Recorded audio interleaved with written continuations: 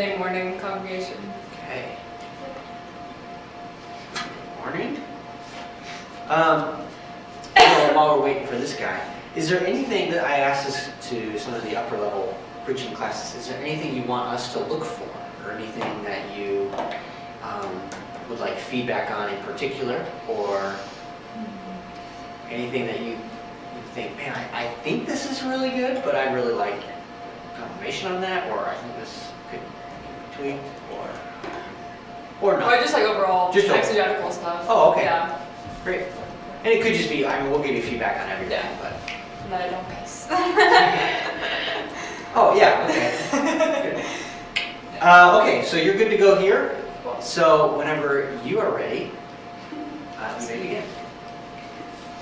Okay, so I'm sure that all of you guys have favorite movies, and something that might be in common with a lot of those favorite movies is that there's usually a character or a leader in the movie who does all these great things. You know, they defeat these great obstacles, they kill a dragon and save the princess, or they fight this huge battle or war, you know, to save their love interests and whatnot. And just like, there's always a great character who does these great things because they're inspired by another person.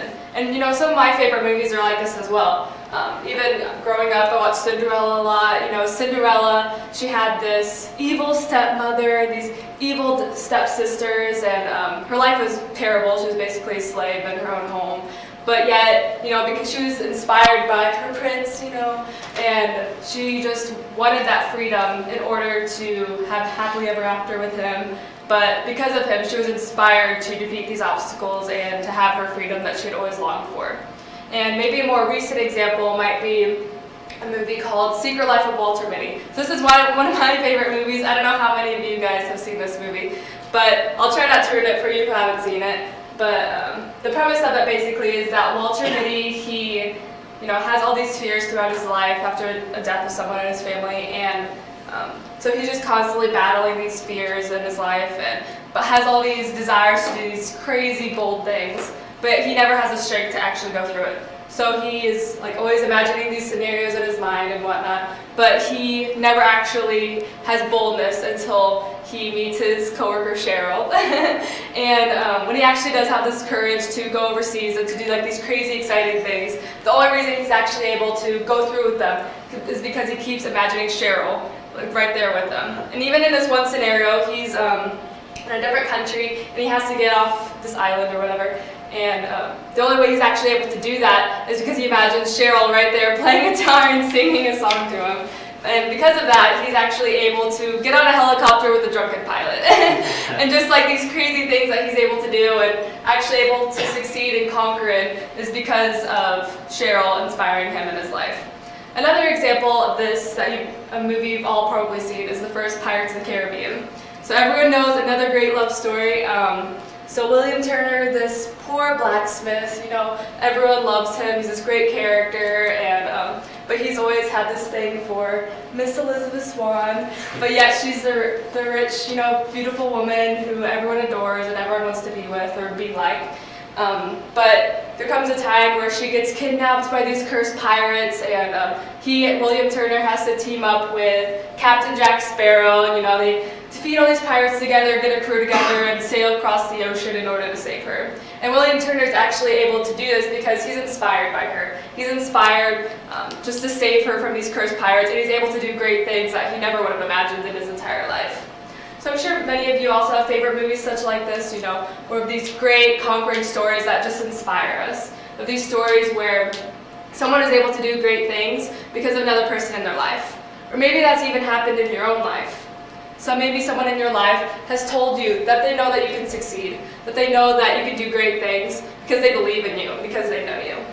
Maybe an example of this is maybe you're doing well in college because your parents have told you, we know that you can do this and we know that you can do it well. So therefore it's giving you the courage to actually work hard in school.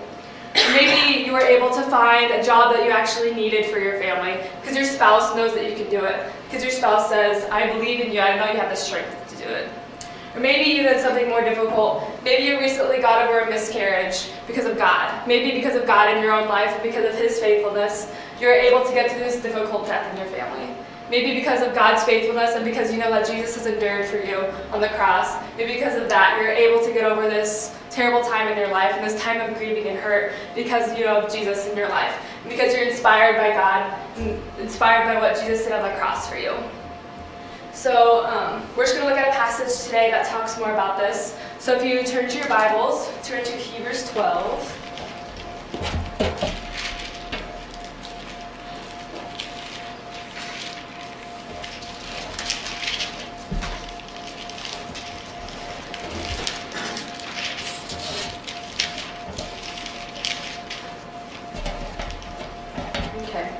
So we're going to be reading Hebrews 12 today. I'm just going to start with the first phrase of the first verse, verse 1.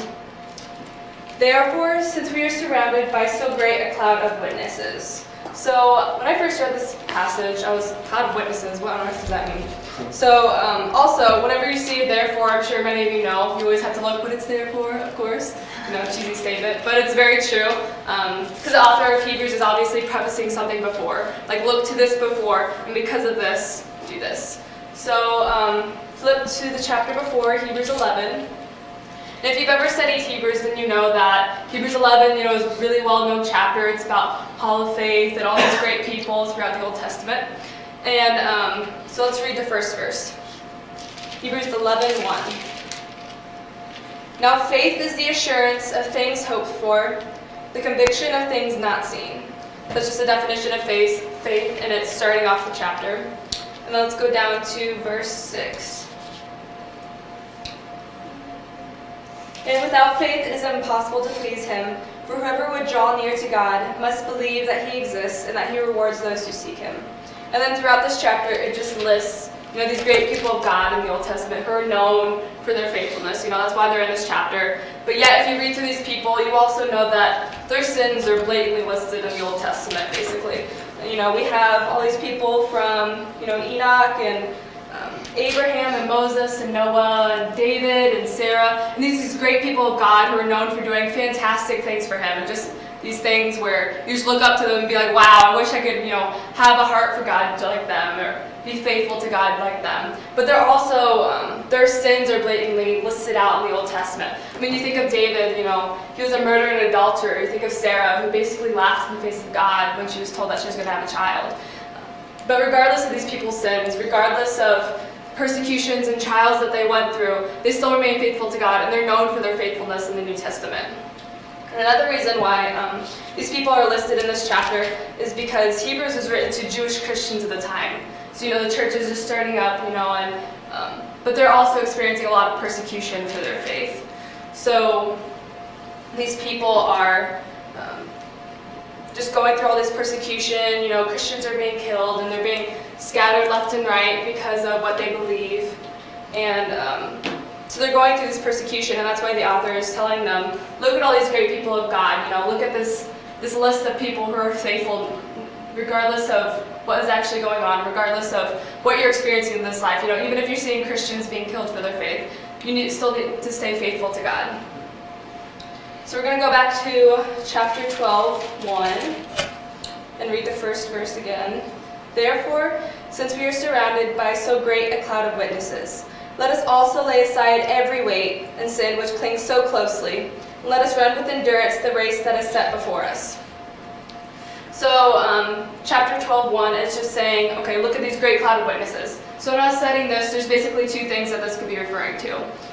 So as you can see in the first verse that there's a lot of sports analogies in this passage. You know, it says run with endurance and race, and even cloud of witnesses is a sports analogy. So it's basically referring to, you know, if you're in this arena and you're surrounded by these, you know, thousands of people, hundreds of people, they're all so intently watching this racing event. You know, Super Bowl is coming up, there's just, you know, the great playoffs and everything, but it's kind of like that. You know, millions of people are just so intently watching this event, and people will do anything just to watch it. So it could either be referring to that, or it could also be referring to, you know, look at these great people of chapter 11. Look at these great people who remained faithful to God no matter what happened. And look at them as examples. Like, look at these people who endure this persecution and trials, and keep them in the back of your mind when you're enduring the same persecution and trials in your own life, but still remain faithful to God. So now we're going to move on to reading the next verse, verse 2. And it says, I'm going to start at the end of verse 1. Let us run with endurance the race that is set before us, looking to Jesus, the founder and perfecter of our faith, who for the joy that was set before him endured the cross, despising the shame, and is seated at the right hand of the throne of God. So verse 1 is always referring us back to this list of people who did great things and fantastic things for God and just remained faithful no matter what. And then verse 2 is saying, okay, you know these great people, you know, you're Jewish Christians, obviously you know the Old Testament really well, and you look up to these people. But ultimately, you need to be looking up to Jesus because, you know, he endured the worst persecution. He endured the worst shame possible. He endured the worst punishment in general. And this verse is also saying that he's the founder and perfecter of our faith. So if we should be looking up to anyone in our own persecution, in our own trials, it should be Jesus ultimately. And for several other reasons also, he was tempted for his sins just as we are. He is called the high priest, you know, later in this book, which is another reference to Old Testament times, as this was written to Jewish Christians that have lots of Old Testament language, such as high priest and veil and sacrifice and whatnot. But so the author of Hebrews is constantly saying, look to these great people, but ultimately look to Jesus because he has endured so much for you. He's gone through and suffered so much. So therefore you can joyfully endure so much for him and still go out on the other side rejoicing in God's name, no matter what persecution or trials you may face in your life. So something I said earlier is persecution. I know many of you might be thinking like persecution in the United States, that doesn't happen, like that's a total joke. But some of you might be seeing on the news, you know, all these homosexual laws being passed, and so some Christians are actually being persecuted through that. I know several people have said no to, you know, making a wedding cake for a homosexual couple who's getting married or providing a venue for them, and several of those people have lost jobs, been sued, you know, maybe not got the promotion that they wanted, and because of their faith, because they're standing up for their faith, this is the result of that. Another more extreme case of this is that some of you may know that my parents are going into full-time missions overseas in Papua New Guinea. So right now they're pre-field missionaries and they're preparing for the field, you know, shipping everything they own over there or selling it. They're slowly, they went from full-time to part-time jobs, so now they'll slowly be getting less and less hours and preparing for the mission field as they travel more around the Midwest and raise support. But the most difficult thing that they've been through raising support and traveling is actually dealing with our relatives. A lot of our saved relatives are supportive, several of them are, and just like we're not surprised by my parents' decision, and ultimately Jesus is calling on their life to go overseas in missions. But some of our relatives have not been so supportive. My parents have basically been told, you know, once you're gone, you're gone. Which means that once you go overseas in Papua New Guinea, you know, we know that you'll come back every couple of years, but things are going to be different.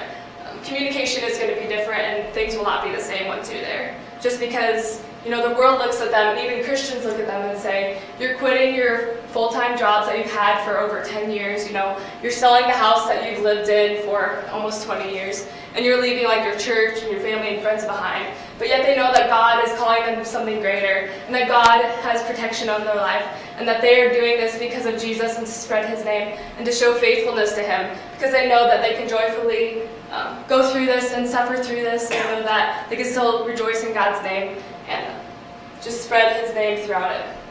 Another story that I'd like to share with you, maybe some of you have heard this, is of Larissa and Ian.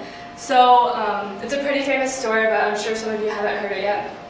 So it's about this college couple who were very serious in their relationship and were looking forward to marriage even in probably about the fall of 2006.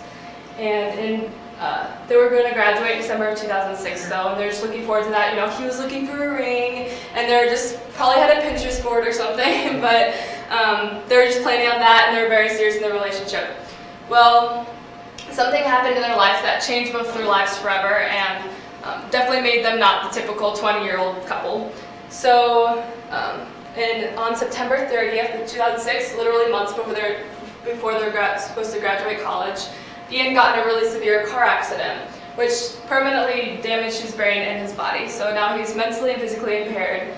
And Larissa has this difficult decision to make. She's in this serious relationship with this guy, but yet now things are different. This is not the guy I've been dating for this past couple of years, but things have changed. But yet, through Christ and because of his faithfulness, they decided to still get married. Once he was able to communicate again and improve in that area, even though he was still, had difficulty communicating and whatnot. And Larissa knew that she was basically going to have to take on the duties of both husband and wife because of this. She's going to have to work full time for the rest of her life, have his caregivers in order, and take care of the home, and pay the bills and take care of the car and all these things. Duties that are usually shared between two people, but she was basically going to have to take on the role of both sides and take care of him as well. But yet, she said that she was doing this because of actually a quote that I have, which says, "But in light of all the practicals and emotionals, it was so very simple. We love each other, and we love God. We believe He's a sovereign and loving God who rules all things." So in this quote, she's just saying, regardless of what has happened in her life, and regardless of, starting a marriage where they're both still in a grieving state, where they know that they're not going to travel the world like they had planned and start a family like they had planned, but regardless of that, they still decided to love each other and to endure through this grieving time and, all this grief that they're going to go through for the rest of their lives because of Christ's love for them and because Christ has endured so much for them. So therefore, they will joyfully endure these things for Him as well. So now we're going to talk about just how, because of the things that they've gone through, we can always look to Christ in these situations and know that we can go through anything in our lives because Jesus has gone through these things first, and that He has gone through so much more than us in our lives. So something that my pastor told me once, which has always stuck with me, even though I heard this several years ago in a sermon, is that regardless of the situation, regardless of if we're going through a joyful time or the worst time in our life, is that our first reaction to this should always be, "For this I have Jesus." There's going to be times of joy in our life where life is just fantastic. Maybe you just got a date with a pretty lady, or maybe you got that promotion that you needed at work, and you're just so excited about it, and you really needed it for your family. Or maybe you and your spouse finally got pregnant after years, but even in our actions to that, our first response should be, "For this I have Jesus." Even in those times of joy, we still need to say, "I will stay faithful to Jesus no matter what," because in those times it can be easy to be lazy in our faith and to even drift away from God because life is good. We feel like, oh, things are great, nothing wrong can happen. But even in those times, we still have to stay faithful to Jesus. Or what about those times when, life will become terrible sometimes? There will be those valleys in life regardless of who you are or what you go through. But even in those times of losing a job or not getting into the college that you wanted to get into, or maybe even a death in your family, your first reaction should still always be, "For this I have Jesus. For this death in my family, I still have Jesus. For this loss in my job, I still have Jesus." And we always have to keep reminding ourselves that regardless of the situation, Jesus has suffered so much for us, so therefore we can joyfully endure for Him in our own lives.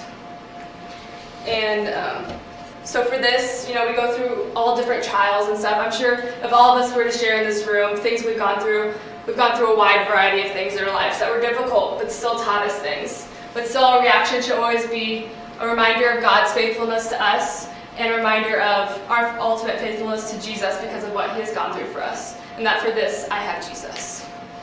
Let's pray.